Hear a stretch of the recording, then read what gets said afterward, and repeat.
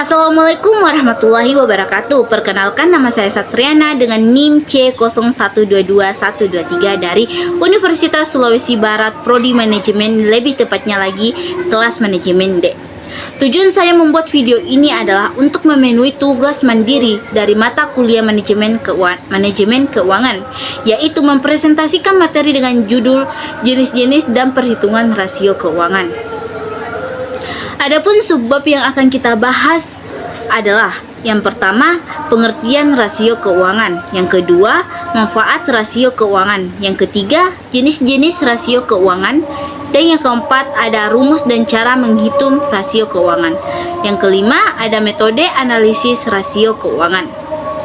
Nah, untuk mengefisienkan waktu, langsung saja kita memasuki materi yang pertama, yaitu pengertian rasio keuangan.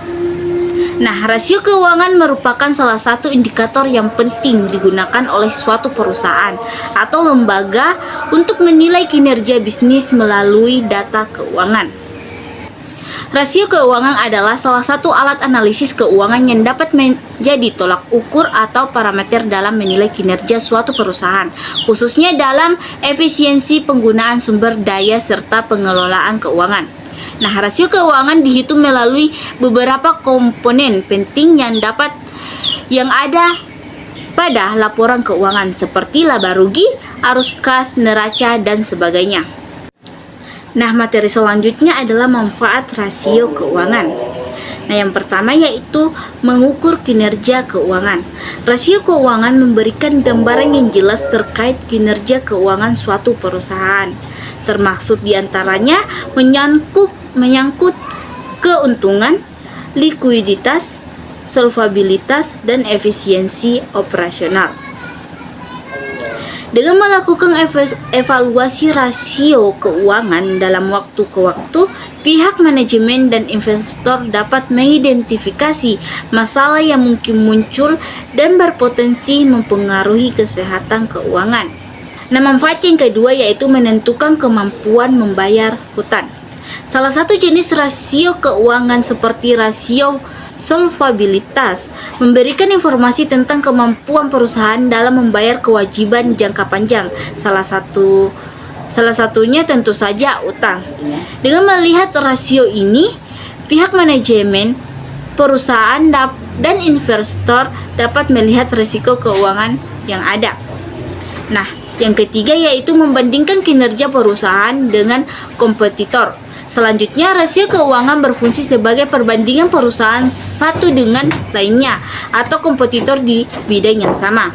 Dengan begitu, para investor atau analis dapat membandingkan bagaimana kinerja suatu perusahaan secara finansial, apakah tergolong positif atau justru sebaliknya.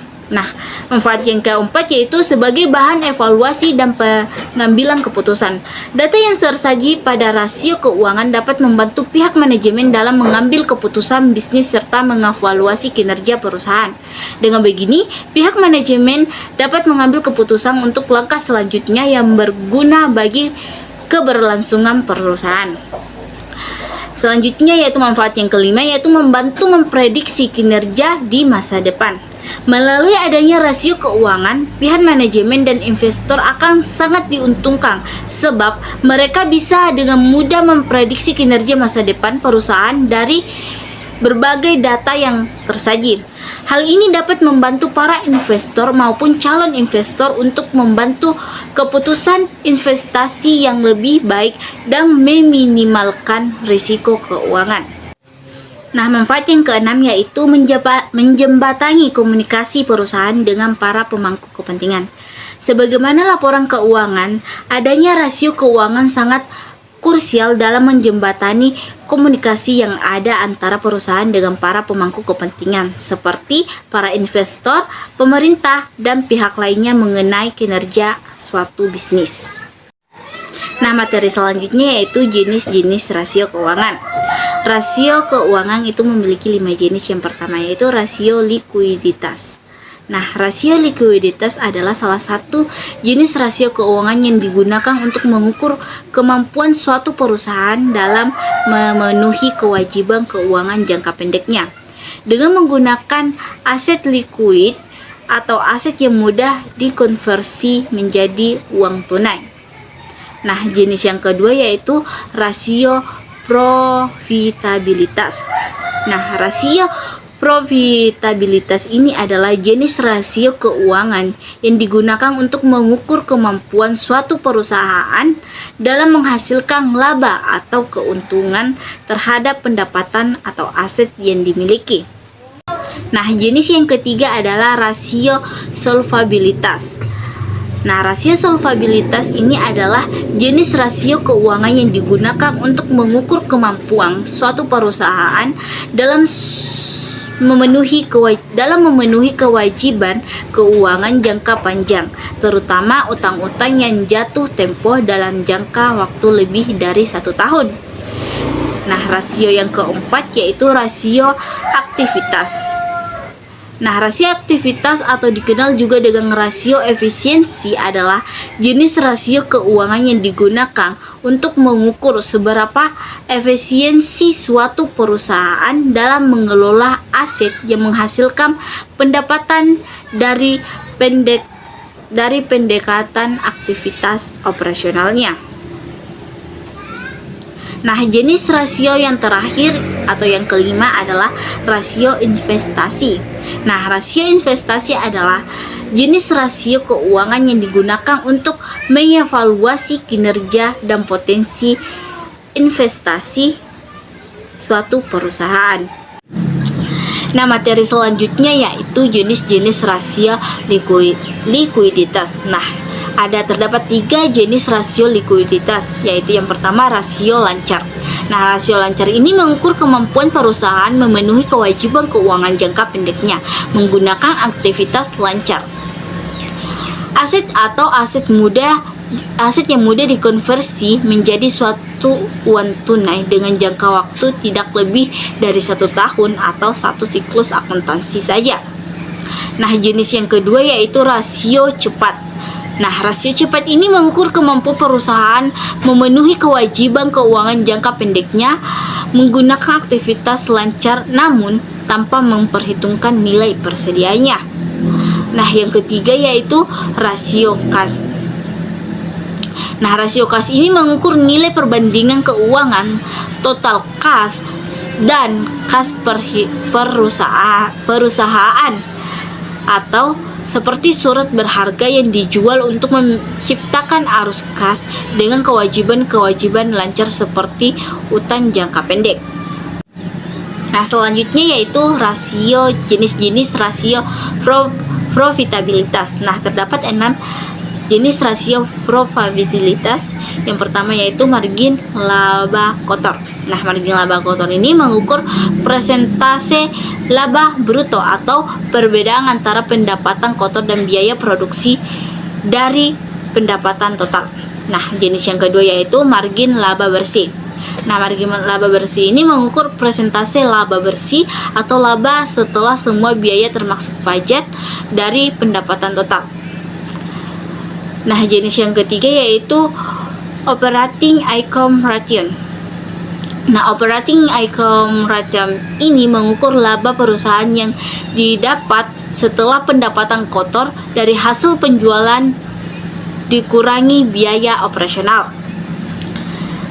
Nah, jenis yang keempat yaitu return on assets. Nah, return on assets ini mengukur efisiensi perusahaan dalam menggunakan total asetnya untuk menghasilkan laba. Nah, jenis yang kelima yaitu return on equity. Nah, return on equity ini mengukur laba bersih yang dihasilkan oleh perusahaan dalam hubungannya dengan ekuitas pemegang saham atau pemiliknya. Nah, jenis yang keenam yaitu return on investment. Nah, yaitu mengukur tingkat pengembalian atau keuntungan yang diperoleh perusahaan dari investasi yang dilakukannya. Nah, selanjutnya yaitu jenis-jenis rasio solvabilitas. Nah, terdapat 2 jenis rasio solvabilitas. Yang pertama yaitu debt to equity ratio. Nah, jenis ini mengukur perbandingan antara utang jangka panjang perusahaan dengan ekuitas pemegang sahamnya. Nah, jenis yang kedua yaitu debt to asset ratio. Nah, jenis ini mengukur seberapa besar persentase total aset perusahaan yang dibiayai menggunakan data pinjaman atau utang jangka panjang. Nah, selanjutnya yaitu jenis-jenis rasio aktivitas. Nah, terdapat 5 jenis rasio aktivitas. Yang pertama yaitu perputaran piutang. Nah, perputaran piutang ini mengukur seberapa sering tingkat perputaran piutang perusahaan dikumpulkan dalam satu periode tertentu. Nah, yang kedua yaitu perputaran persediaan. Nah, perputaran persediaan ini mengukur seberapa sering persediaan perusahaan dijual dan diganti dalam suatu periode waktu tertentu. Nah, yang ketiga yaitu perputaran aktiva total. Nah, perputaran aktiva total ini mengukur seberapa efisien perusahaan menggunakan total asetnya dalam menghasilkan pendapatan. Nah, yang keempat yaitu perputaran aktiva tetap. Nah, perputaran aktiva tetap ini mengukur seberapa efisien perusahaan menggunakan aset tetapnya atau seperti tanah, gedung, dan peralatan dalam menghasilkan pendapatan. Nah, jenis yang kelima yaitu perputaran modal kerja. Nah, perputaran modal kerja mengukur seberapa efisien perusahaan dalam mengukur modal kerja untuk menghasilkan pendapatan. Nah, materi selanjutnya yaitu rumus dan cara menghitung rasio keuangan. Nah, yang pertama yaitu rumus rasio likuiditas. Nah, di sini terdapat 3 rumus rasio berdasarkan jenis rasio likuiditas. Nah, yang pertama itu rasio lancar. Adapun rumusnya yaitu kucing rasio sama dengan aktiva lancar dibagi utang lancar dikali 100%. Nah, semakin tinggi kucing rasio artinya semakin baik kemampuan perusahaan untuk memenuhi hutang atau kewajiban jangka pendeknya. Namun, rasio lancar yang terlalu tinggi juga dapat mendikasikan bahwa perusahaan mungkin tidak menggunakan asetnya secara efisien. Nah, jenis yang kedua yaitu rasio cepat, yang dimana rumusnya yaitu rasio cepat sama dengan kas tambah efek tambah piutang dibagi utang lancar dikali 100%. Nah, semakin besar rasio ini maka semakin baik. Meskipun begitu, walaupun angka rasio tidak mencapai 100%, tetapi dapat dikatakan sehat jika sudah mendekati angka tersebut. Nah, jenis ketiga yaitu rasio kas. Nah, adapun rumus dari rasio kas ini adalah rasio kas sama dengan kas ditambah efek utang dibagi dengan utang lancar. Nah, semakin tinggi kas rasio, semakin baik kemampuan perusahaan untuk memenuhi kewajiban jangka pendeknya dengan menggunakan kas yang dimilikinya. Nah, selanjutnya itu rumus rasio probabilitas. Nah, di sini terbagi menjadi 6. Yang pertama yaitu margin laba kotor.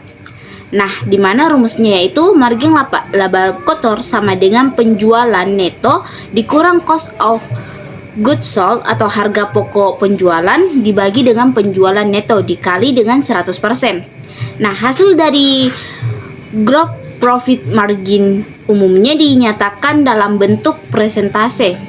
Semakin tinggi persentase ini, semakin besar laba kotor yang diperoleh perusahaan dari setiap pendapatan yang dihasilkan.